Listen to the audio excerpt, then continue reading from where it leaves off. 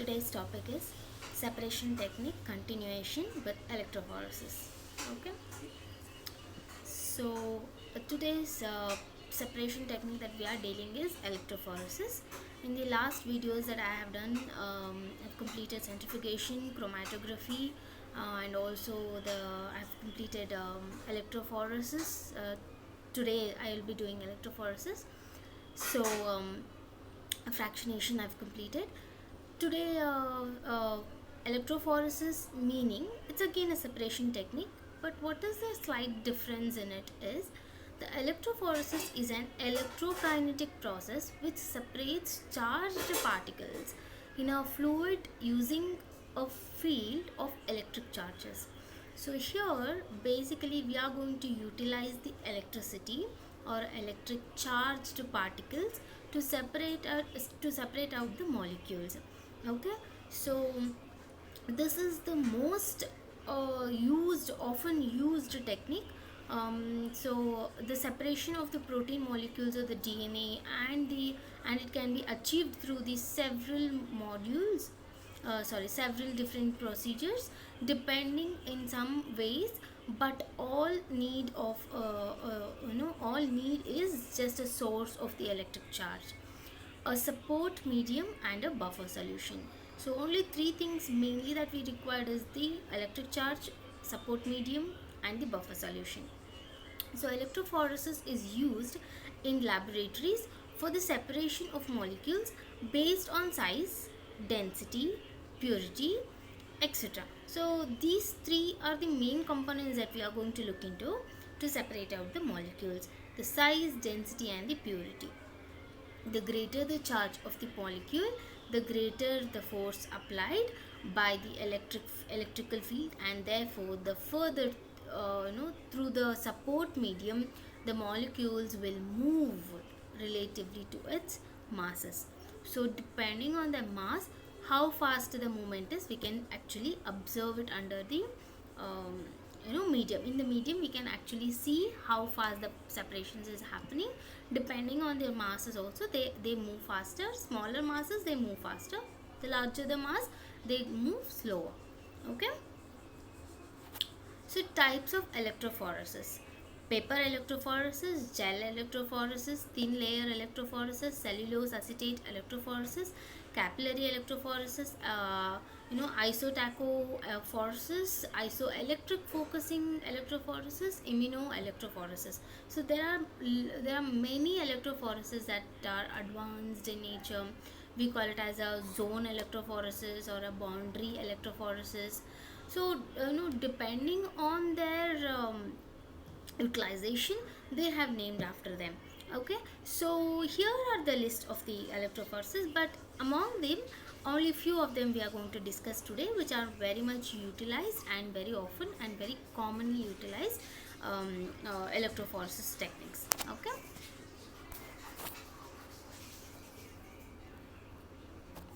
so paper electrophoresis is one of the simplest method of electrophoresis. The one simple sample is applied onto the point of the strip of the paper of filter paper, that is nothing but filter paper that has been moisturized with a buffer solution.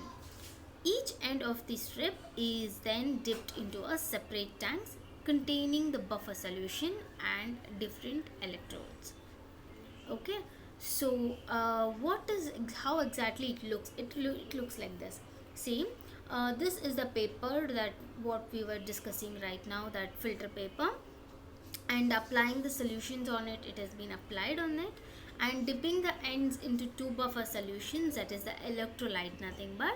So the glass plate is there so that to hold on that paper firmly or rigidly.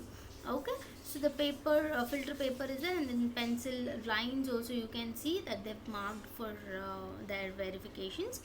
And here is the electrolyte, that is the charge is dipped into the buffer solutions. So depending on their ionic charged particles, they move to the anode or to the cathode. That means the positively charged molecules will move towards the cathode and negatively charged particles move to the anode. Okay, so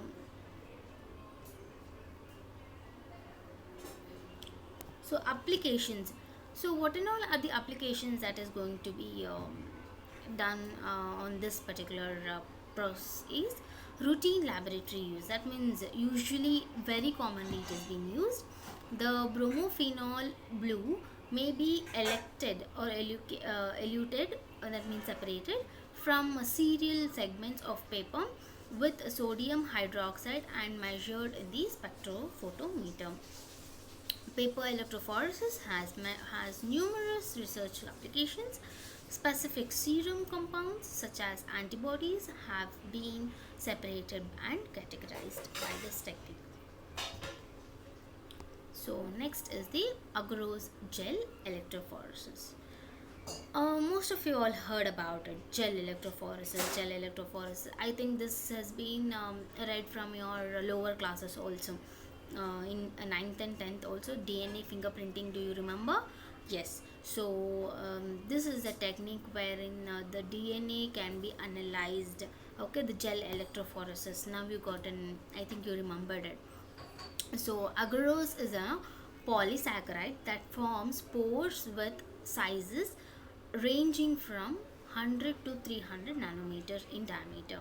Okay, the size of the pore correlates with the concentrations of the agarose gel. The agarose gel electrophoresis is often to separate DNA and RNA fragments of different length. So usually what are we going to do is we are going to take up the DNA of an individual which has to be tested, that is being injected or treated with the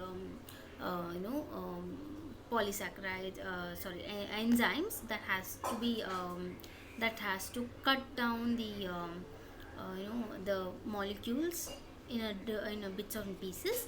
Then at at a particular junction only there is a cut.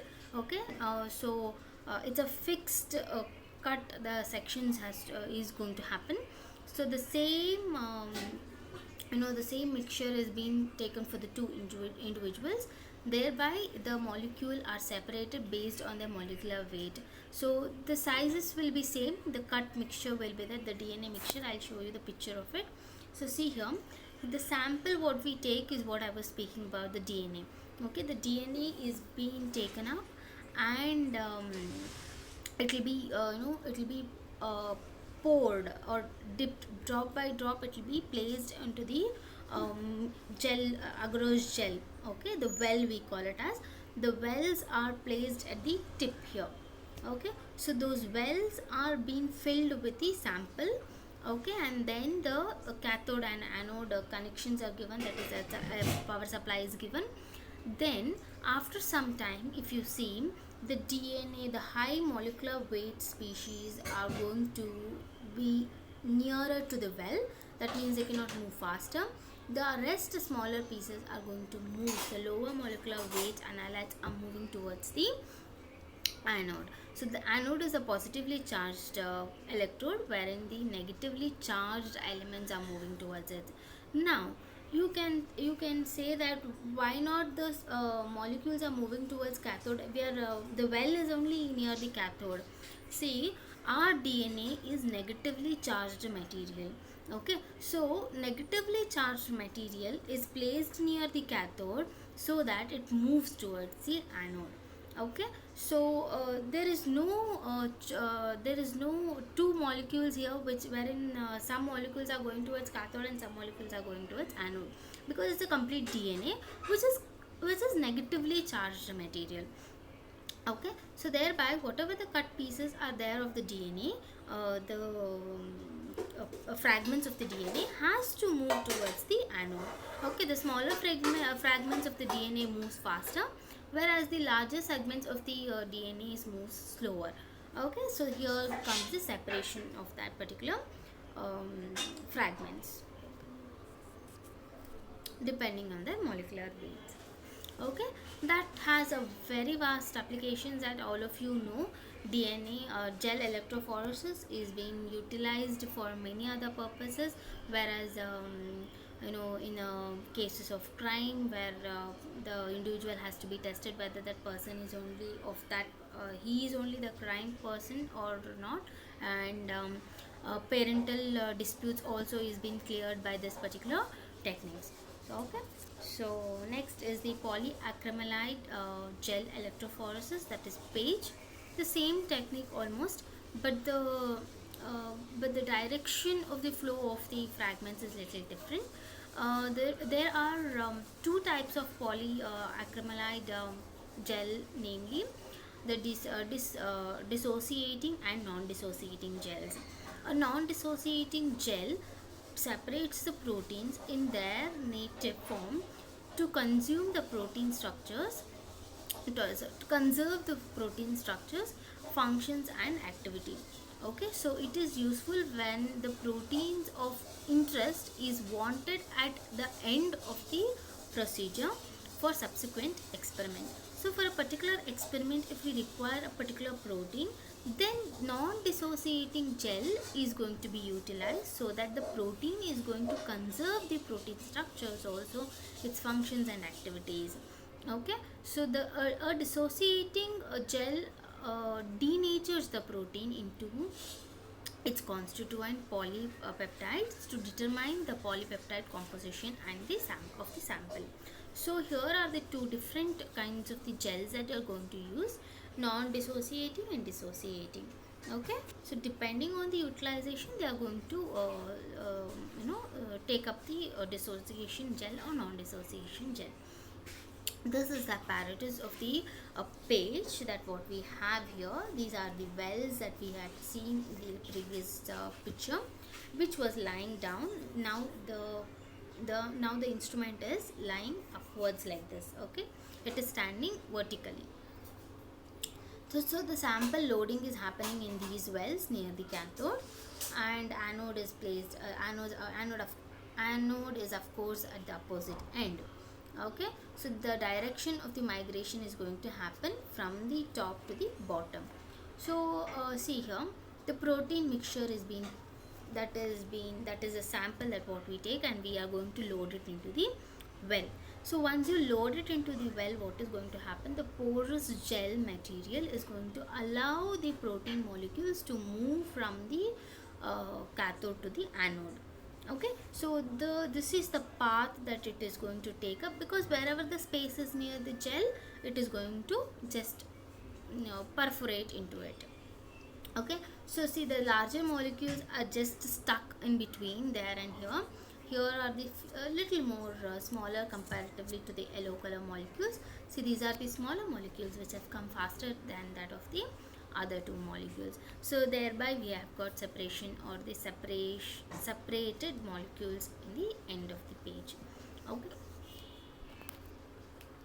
So polysaccharide gel electrophoresis is a technique widely used in a biochemistry, forensic chemistry, genetics, molecular biology and biotechnology to separate biological macromolecules using usually proteins or nucleic acids according to their electrophoretic mobility. So depending on their movement of the molecules, they are being utilized in the various fields as I mentioned in the above. Okay, so the next is the capillary electrophoresis. What is the capillary electrophoresis? If you just remember, the capillary word itself is a self-explanatory, because you have already been come across this particular word. Okay, so if you just put a pipette into an H2SO4, because of the capillary action, it is going to rise up. Correct? So that is nothing but the capillary action. Without any force, the molecules are moving upwards above the against the gravitational force, right? So the capillary action, in the nature, the plants taking up the water. Okay, so as an analytical technique that separates ions based on their electrophoretic mobility with the use of an applied voltage. Okay, here we are going to utilize the voltage also, so that the molecules are separated. If two ions are of the same size, okay, the one with a greater charge will move the faster. Now the condition is quite different. Till now we were speaking about the size, correct? The fragments which are smaller are going to move faster, and the larger molecules are going to go slow. Now here is a problem or the situation wherein the two molecules are also of the same size. Okay. Now the sizes are same. How to separate them out? Depending on their the charge on them, the greater the charge will move faster. Okay, so depending on the charge of the molecules are getting separated here. So for ions of the same charge, the smaller the particle has less friction and overall faster migration rate. So if the charges are same, then what to do? Then the charges are same, but the molecules may be the sizes may differ. Then the smaller particle has a lesser friction so that they can move faster, and faster migration rate is going to occur. Okay, there are two conditions here. The one which is the same molecular size, okay, the size is same but the charges are different. But charges are same, then the sizes may differ. When if it is smaller, then it moves faster. So this is the picture of the capillary electrophoresis. You can see again the charged material electrodes are placed, the buffer solutions are placed. You can see the analyte which is moving from one region to the other region. So the capillary electrophoresis is used most predominantly because it gives faster results and provides high resolution separation. So you can see that there is a complete separation from the one buffer medium to the other buffer medium in a completely separated beakers, isn't it? So very much clearly the analysis is going to happen. This resolution is very clear here. Okay, so it is useful technique because there is a large range of detection methods available. So there is a the vast wide range of detection methods can be available in this particular technique. Okay, next is the isotachophoresis. It is a technique of an analytical chemistry used to separate the charged particles again. So it is a further development of the electrophoresis. So it's an advanced technique that is utilized, and a powerful separation technique using a discontinuous electric field to create sharp boundaries between the sample constituents. So here the one which is basic electrophoresis, that what we are discussing till now. Of course capillary is completely getting separated. Before that we have at particular stage we have a mixture still available. Okay, the completely separated 100% separated mixtures we have not found till these particular techniques what we discussed a little earlier. This is the advanced technique wherein a complete accurate separation is going to be taking place. Okay, all applications of this methods was used to determine inorganic cations and the anions. So you can just think that how accurate this separation technique is. Okay, and application is drinking water and mineral water's quality control can be done by the isotachophoresis. So this is the picture wherein we can see the terminating electrolyte which is there here, and the leading electrolyte is here. From the region of the from the terminating electrolyte, that is the negatively charged, it is moving towards the positively charged particles. See, here is the separation wherein the complete separation is going to occur, and then you can actually see that there is a boundaries also. So that, see, here in this boundary that you can see only negatively charged particles, and here you can see that there is a of course there are the positively charged particles. These are the negatively charged particles, the bigger ones, and these are the positively charged particles which have their own boundaries and they got separated. Okay, so that's how the separation technique is going to occur. Next is the immunoelectrophoresis. It refers to the precipitation in agar under an electric field. It is a process of combination of immunodiffusion and electrophoresis. An antigen mixture is first separated into its components, okay, then passed by electrophoresis and then tested by a double immunodiffusion. So here an antibodies diffuse laterally to meet diffusing antigens, and lattice formation and precipitation occur, permitting determination of the nature of the antigens. So here we are going to detect the nature of the antigens, how the antigens are going to bind up and form the precipitation, which results in the separation of the molecules.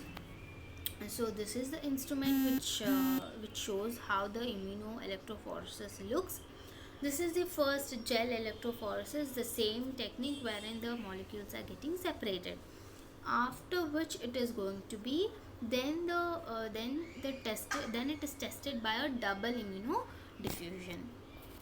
Okay, at the end, how exactly the page look or the separation looks is, see, this is the individual serum is kept here, and this is the serum from the patient with the uh, with an infection is placed here. Okay, then you can see that there is a separation which is going to happen by the electrophoresis, that is the gel electrophoresis, normal one.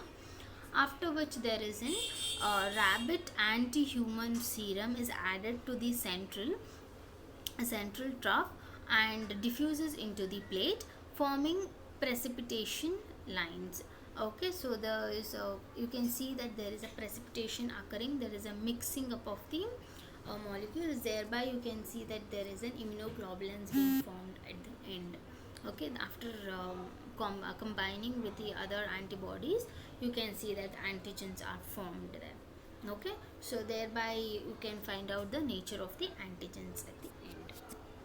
So here ends up the topic of the electrophoresis. So the techniques of separation techniques ends up here.